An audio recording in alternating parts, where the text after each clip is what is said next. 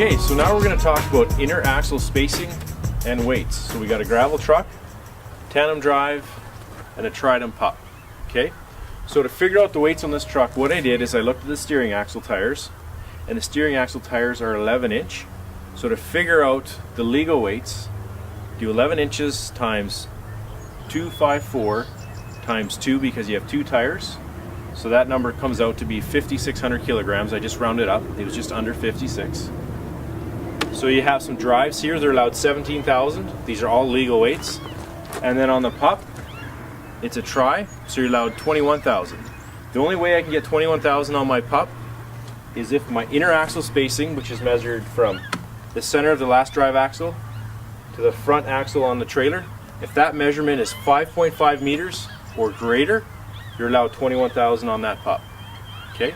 If that 5.5 is less, 5.4, 5.3, or 5 meters, for every 10 centimeters you're under 5.5, you have to reduce your weight by 500 kilograms for every 10 centimeters.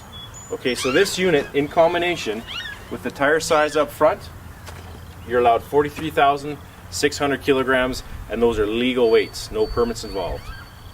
Okay, I'm standing in front of a tri-drive gravel truck with a quad wagon, 4-axle. Okay, the steering axle on this truck has got 2 tires. They're 385s. So the math on this is a little bit different than what we just did before. So with 385s, we take 385 times 10 times 2, because there's 2 tires, and that gives us 7,700 kilograms. Okay, but by regulation, the max we can go on this configuration is 7,300 kilograms. So we're allowed 7,300 kilograms on the steering axle.